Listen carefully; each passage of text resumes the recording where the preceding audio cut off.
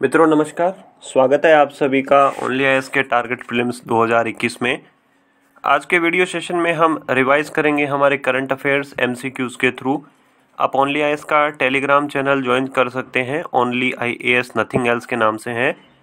आपको इंटरफेस कुछ इस तरीके का मिलेगा चैनल का। इस चैनल के ऊपर आपको यूपीएससी और स्टेट पीसीएस से रिलेटेड मटेरियल गाइडेंस हिंदी अंग्रेजी दोनों में मिल जाएगी।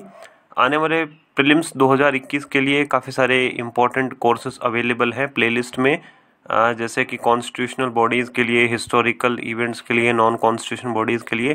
तो आप प्लेलिस्ट में जाके उन कोर्सेज को भी देख सकते हैं। कल के सेशन में एक डाउट था, शुभम माथेरी जी ने लिखा है। इन्होंने लिखा है कि 13 अप्रैल को जो सेशन हुआ था उसमें एक क्वेश्चन था विज्ञान मंथन से लेके। तो इन्होंने लिखा है कि वो विज्ञान मंथन जो है उस स्कीम को लॉन्च किया है मिनिस्ट्री ऑफ हेल्थ अफेयर ने, और ऐसा 8 अगस्त 2020 का जो ओनली आईएएस का प्रीलिम्स बूस्टर होता है उसमें सुमित सर ने बताया है। तो पहली चीज़ तो ये कि मुझे नहीं लगता कि सुमित सर प्रीलिम बूस्टर लेते हैं। सुमित सर ओनली आईएएस का एडिटोरियल डिस्कशन ही लेते हैं। देवेंद्र सर प्रीलिम्स बूस्टर लेते हैं, ठीक है। दूसरी बात ये कि विज्ञान भारती जो है वो हेल्थ मिनिस्ट्री ने लॉन्च नहीं किया है। हो सकता है कि उन्होंने ऐसा बोला होगा कि हेल्थ मिनिस्टर डॉक्टर हर्षवर्धन ने इस स्कीम को लॉन्च किया है। रीज़न क्या है कि doctor Harshvardhan ministry of science and technology को भी देखते हैं और वो मिनिस्ट्री ऑफ हेल्थ अफेयर्स को भी देखते हैं, ठीक है। तो ये एक पॉसिबल रीज़न हो सकता है कि उन्होंने कुछ ऐसा इस टाइप का कुछ बोला होगा।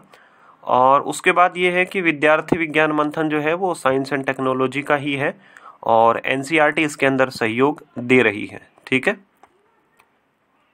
क्वेश्चन नंबर 1 देखते हैं। क्वेश्चन नंबर 1 में दिया है एक्वापोनिक्स के बारे में दिया है। हमें 2 स्टेटमेंट दिए हैं, हमें करेक्ट पूछा है कि कौन सा करेक्ट होगा।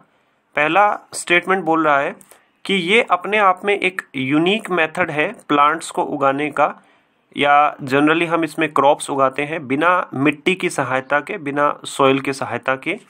इसमें सिर्फ हम मिनरल न्यूट्रिएंट्स को ही यूज़ करते हैं एक्वेस सॉल्यूशन के अंदर। दूसरा इसमें बोला है कि ये इन्वायरमेंट फ्रेंडली टेक्निक है। अगर आप इन्वायरमेंट की कोई भी बुक पढ़ोगे तो उसमें एक्वापोनिक्स के बारे में दिया रहता है, ठीक है। देखो एक्वापोनिक्स क्या होता है। एक्वापोनिक्स 2 वर्ड से मिलके बना है, एक्वाकल्चर और हाइड्रोपोनिक्स, ठीक है। एक्वाकल्चर आपको पता है कि मछली वगैरह के जो उत्पादन है पालन से संबंधित होता है। हाइड्रोपोनिक्स, हाइड्रो मतलब होता है वाटर, ठीक है। तो ये बेसिकली क्या एक टेक्निक होती है।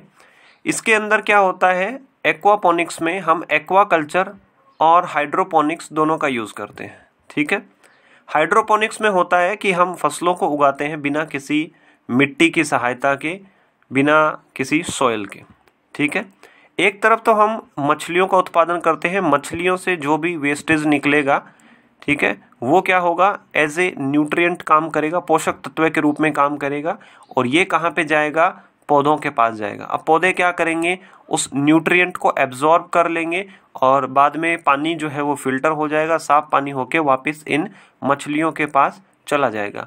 तो इस एक्वापोनिक्स में क्या होते हैं, 2 काम एक साथ होते हैं। तो हमारा एक्वापोनिक्स जो बनता है वर्ड वो 2 शब्दों से मिलता है, एक्वाकल्चर और हाइड्रोपोनिक्स से। तो हमारा पहला स्टेटमेंट जो है वो गलत हो गया, दूसरा स्टेटमेंट हमारा सही हो गया। जैसे जैसे क्लाइमेट चेंज हो रहा है हम लोग लगातार एक्वापोनिक्स और बाकी अदर जो मेथड्स है क्रॉप ग्रोइंग के उनकी तरफ बढ़ रहे हैं। ये एक इन्वायरमेंट फ्रेंडली टेक्निक है। ऑप्शन नंबर बी हमारा यहाँ पे सही हो जाएगा। आप इसमें डिटेल देख सकते हैं। और एक्वापोनिक्स में हमें फर्टिलाइजर्स की ज़रूरत नहीं पड़ती है, क्योंकि जो मछलियाँ हैं या बाकी अदर जो हैं उनसे ही हम आसानी से यूज़ कर सकते हैं न्यूट्रिएंट। क्वेश्चन नंबर 2 दिया है, फूड एंड एग्रीकल्चर ऑर्गेनाइजेशन के बारे में दिया है। पहला स्टेटमेंट बोल रहा है कि यूनाइटेड नेशन जनरल असेंबली और FAO इन दोनों ने मिलकर वर्ल्ड फूड प्रोग्राम बनाया है। दूसरा स्टेटमेंट बोल रहा है कि ये रिसर्च करता है, टेक्निकल असिस्टेंट देता है, एजुकेशनल और ट्रेनिंग प्रोग्राम्स लॉन्च करता है। दूसरा इसने बोला है कि FAO ने कोडेक्स एलिमेंटेरिस कमीशन को डेवलप किया है जो कि फूड के स्टैंडर्ड से रिलेटेड काम करता है। देखो इसमें तीनों के तीनों ही स्टेटमेंट सही हैं। ऑप्शन नंबर डी हमारा सही हो जाएगा। पहला तो ये कि FAO यूनाइटेड नेशन की एक स्पेशलाइज एजेंसी है। इसका मेनली जो काम था कि एग्रीकल्चर में डेवलपमेंट हो, ज़्यादा फूड प्रोडक्शन हो, ज़्यादा क्वालिटी का फूड प्रोडक्शन हो। बाद में यूनाइटेड नेशन जनरल असेंबली और FAO इन दोनों ने मिलकर वर्ल्ड फूड प्रोग्राम बनाया। अभी हाल ही में वर्ल्ड फूड प्रोग्राम को जो है वो नोबेल पीस प्राइज़ मिला है और सबसे बड़ा एक हम बोल सकते हैं कि NGO के रूप में ये वर्ल्ड फूड प्रोग्राम काम कर रहा है। दुनिया से हंगर को एलिमिनेट करना इसका टारगेट है। दूसरा स्टेटमेंट भी सही है, तीसरा स्टेटमेंट भी सही है। FAO और WHO ने मिलकर कोडेक्स एलिमेंट्रेस कमीशन बनाया है।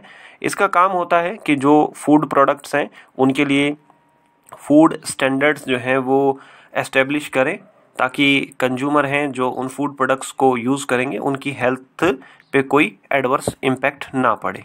ठीक है। क्वेश्चन नंबर 3 दिया है, बायो माइनिंग से रिलेटेड है। ये 2 वर्ड से दिया मिलके बना है, बायो और माइनिंग। ठीक है। देखिए पहला स्टेटमेंट क्या बोल रहा है कि बायो माइनिंग ऐसी प्रोसेस होती है जिसके अंदर माइक्रो ऑर्गेनिजम्स क्या करते हैं, मेटल्स को एक्सट्रैक्ट करते हैं फ्रॉम दी रॉक और माइन का जो वेस्ट होता है। रॉक और मतलब वो चट्टान जो जिनको हम बोलते हैं अयस्क, या फिर जो माइनिंग के बाद में जो वेस्ट बच जाता है। ठीक है। दूसरा बोला है कि माइनिंग जो है ये बायो माइनिंग एक इन्वायरमेंटल फ्रेंडली टेक्निक है टिपिकली माइनिंग से अगर इसकी कंपेयर करें। तीसरा बोला है कि बायो माइनिंग का एक नुकसान ये है कि इससे क्या होता है कि हम सिर्फ स्टेबल जो मेटल्स होते हैं उन्हीं को एक्सट्रैक्ट कर सकते हैं। ठीक है। देखो बायो माइनिंग क्या होती है कि जो चट्टानें हमारी होती हैं या चट्टानों का जो बाद में कचरा जो बच जाता है, माइनिंग के बाद जो हमारा कचरा जो बच जाता है उसके ऊपर हम क्या करते हैं, कुछ माइक्रोब्स यानी कि जो सूक्ष्म जो जीव होते हैं उनको डाल देते हैं।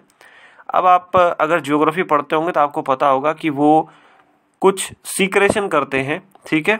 या हम जिनको बोल सकते हैं कि एसिडिक नेचर का कुछ सीक्रेट करते हैं छोटे छोटे जीव।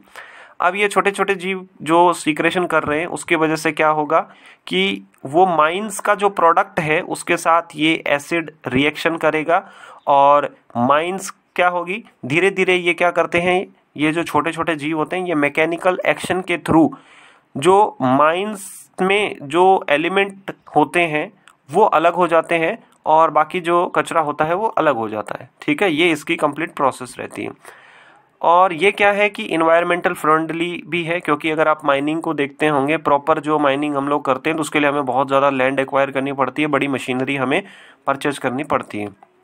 तीसरा देखिए गलत है। रीज़न क्या है कि बायो माइनिंग के थ्रू हम स्टेबल और अनस्टेबल मेटल दोनों ही एक्सट्रैक्ट कर सकते हैं। स्टेबिलिटी और अनस्टेबिलिटी में देखिए फ़र्क क्या होता है कि कुछ ऐसे मेटल्स होते हैं जो कि ऑक्सीजन से रिएक्ट कर जाते हैं, क्योंकि हमें कोई भी मेटल हो उसको बाहर तो रखना ही पड़ेगा हवा में। हवा में जैसे ही वो आता है तो ऑक्साइड वगैरह बना लेता है या बाकी अगर हवा में अगर हमारे पास दूसरे जो एलिमेंट्स हैं उनके साथ भी ये रिएक्शन कर लेता है। ठीक है। तो ये इनकरेक्ट है। स्टेबल और अनस्टेबल हम दोनों ही इसके थ्रू एक्सट्रैक्ट कर सकते हैं। क्वेश्चन नंबर 4 दिया है कि शेड्यूल ट्राइब्स से रिलेटेड कुछ कमेटी या कमीशंस बनाए गए थे। हमें बताना है कि कौन कौन से कमीशन बनाए गए थे। पहला बोला है शीलू एओ कमेटी, भूरिया कमीशन, अलग कमेटी, जाजा कमेटी। देखो अगर आप चौथे की तरफ देखोगे तो आपको कंप्लीटली पता है कि वर्जीनियस जाजा कमेटी शेड्यूल ट्राइब के लिए बनी थी। चौथा स्टेटमेंट बिल्कुल सही है। अगर आप एंथ्रोपोलॉजी या सोशियोलॉजी के स्टूडेंट हैं तो आप उसमें वर्जीनियस जाजा की कमेटी की रिकमेंडेशन पढ़ते हैं। अगर आप पॉलिटी पढ़ते हो तो आपको पता है कि शेड्यूल ट्राइब के लिए कमीशन बना था दिलीप सिंह भूरिया, ये भी ठीक है। तो ऐसा कोई हमारा ऑप्शन होगा जिसमें 2 और 4 दोनों आएंगे। ठीक है। अब अगर आप जीएस आपने थोड़ी सी भी अच्छी तरीके से पढ़ी होगी, थोड़ी इकोनॉमी पढ़ी होगी, तो आपको एक पता होगा कि YK अलग नाम की कमेटी बनी थी, योगेंद्र कुमार अलग। उन्होंने पॉवर्टी एस्टिमेशन, गरीबी की एस्टिमेशन से रिलेटेड दी थी। तो हमारा तीसरा स्टेटमेंट तो यहाँ पे कैंसिल आउट हो जाएगा। ऑप्शन नंबर बी और डी हमारा यहाँ पे सही हो जाएगा। अब 1 to 4 और 2 4 बताए। अगर आपको सीलू एओ कमेटी के बारे में आपने नाम सुना है तो ये आंसर आप टिक कर सकते हो, अदरवाइज इसमें आप तुक्का नहीं मार सकते हो। ठीक है। तो ये सीलू एओ कमेटी भी बनी थी, तो यहाँ पे इसकी आप डिटेल में देख सकते हो कि UN धेबर कमीशन बना था, एल्विन कमीशन, सीलू एओ कमेटी और फिर उसके बाद में वर्जीनियस जाजा कमेटी। ठीक है। क्वेश्चन नंबर 5 देखिए, मोजाइक एक्सपेडिशन के बारे में दिया है कि मोजाइक एक्सपेडिशन किससे रिलेटेड है। अर्थ से रिलेटेड कोई प्लेनेट की फाइंडिंग के लिए, ब्लैक होल के फाइंडिंग के लिए, या फिर अंटार्कटिका में क्लाइमेट चेंज किस तरीके से हो रहा है उसकी स्टडी के लिए, या फिर कोई सा भी इनमें से सही नहीं है। देखिए मोजाइक एक्सपेडिशन में क्या होगा कि ये मल्टी डिसिप्लिनरी है, इसमें कई सारे देश शामिल हो रहे हैं और इसमें हमारा टारगेट है कि हम आर्कटिक सर्किल पे पहुंचने की कोशिश करें। नॉर्थ पोल पे बेसिकली हम पहुंचना चाहते हैं, वहाँ पे पहुंच के और पूरे साल तक हम स्टडी करेंगे कि वहाँ पे क्लाइमेट चेंज वगैरह किस तरीके से हो रहा है। ठीक है, तो ये अपना आप डिटेल में देख सकते हैं यहाँ पे।